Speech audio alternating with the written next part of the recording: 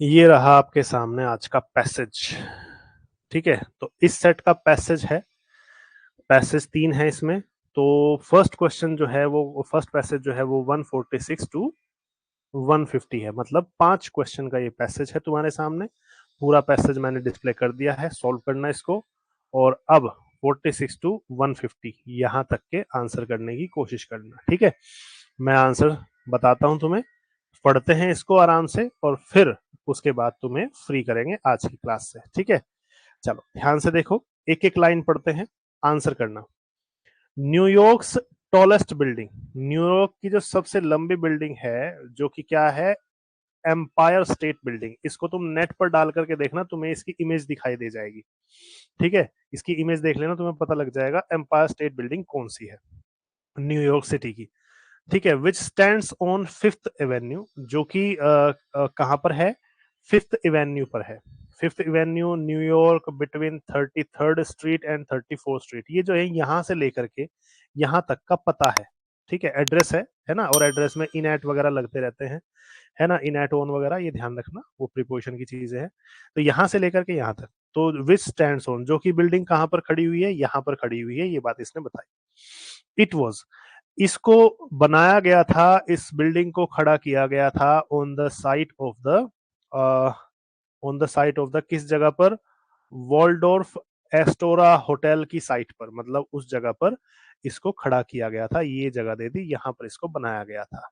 ठीक है, and took 410 days, 410 दिन इसको लगे थे, at the rate of 4.5 floors a week, और कंप्लीट, यहां पर कंप्लीट करने के लिए इसको देखो, ये वर्ब की फर्स्ट फॉर्म है कंप्लीट, इससे पहले क्या आएगा ये तुम्हें हिंट आ गया होगा, है ना, बिना ऑप्शन देखे ही हिंट आ गया होगा अगर तुमने सही से पढ़ा है तो 4.5 फ्लोर, 4.5 फ्लोर इसके एक हफ्ते में बना दिए जाते थे, ये बात यहां पर बताई जा रही है। 4.5 फ्लोर का मतलब 4.5 मंजिल इसकी एक हफ्ते में खत्म हो जाती थी बनाने के लिए, और टोटल इसमें 410 दिन लगे थे। ठीक है, तो इस होटल पर इसको बनाया गया था, इस होटल की जगह पर इसको बनाया गया था। हो सकता था कि अब यहाँ पर भाई इस नाम का कोई होटल होगा, उसको गिरा दिया गया हो और फिर इस बिल्डिंग को खड़ा किया गया हो। तो ये सेंटेंस है। अब मुझे बताना, तो इसको बनाया गया था, इसके लिए आप क्या वर्ड यूज करेंगे 146 में? बिल्ट यूज करेंगे, बिल्ड यूज करेंगे, बिल्डिंग यूज करेंगे। अब देखो वाजवर है, वाजवर के बाद थर्ड फॉर्म चाहिए।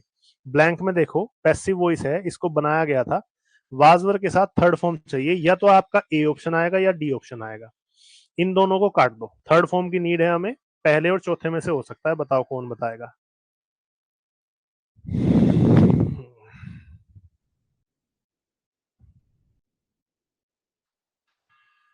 क्या बात है, सबका आंसर 146 का ए आ रहा है, और बहुत अच्छी बात है, सभी का आंसर गलत है। सभी का आंसर गलत है। क्यों है? आंसर डी आएगा यहाँ पर।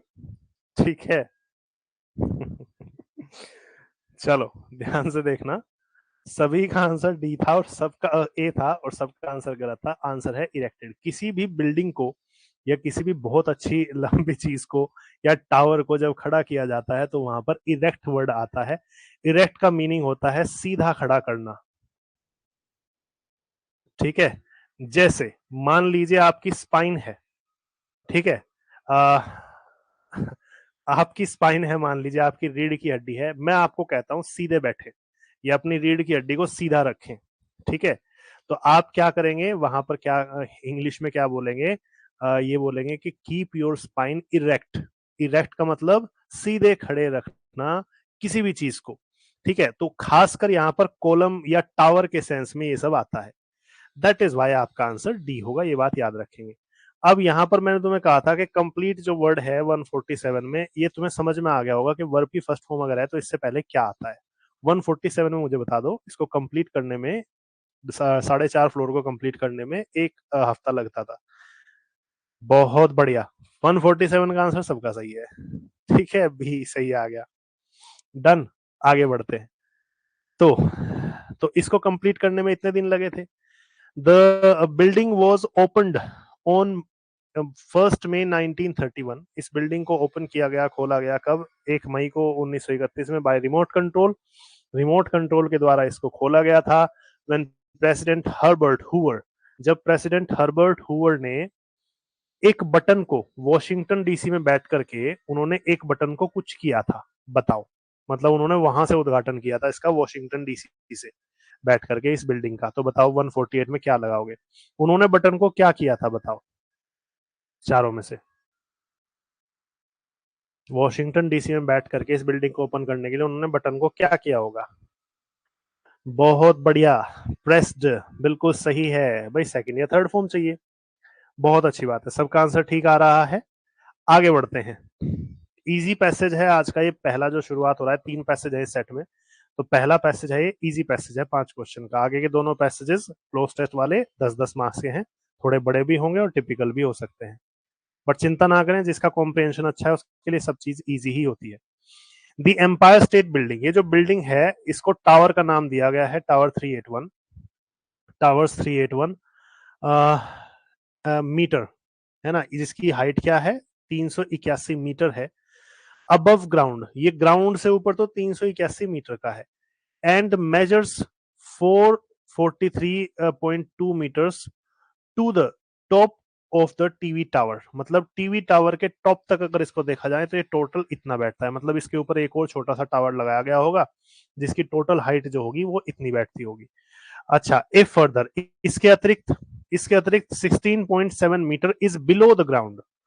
और इसके अलावा 16 से 17 मीटर का जो है ये ग्राउंड के अंदर भी है टावर। मतलब ये बिल्डिंग इतनी गहरी ग्राउंड के अंदर भी है।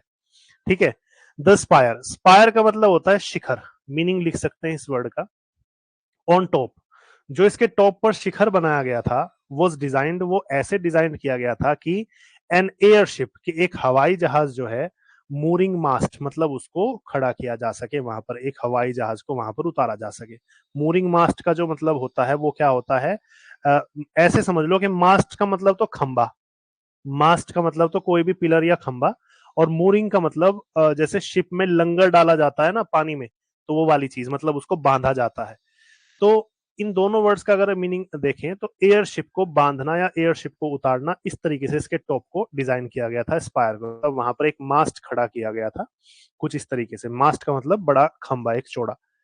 But after a German airship, लेकिन एक जर्मन एयरशिप के कुछ होने के बाद, क्या होने के बाद? बर्न्ड, जिसका शिप का नाम क्या था? हिडनबर्ग। एक जर्मन एयरशिप था जिसका नाम हिडनबर्ग था, वो बर्न हो गया था, मतलब जल गया था इसके टॉप पर आकर के।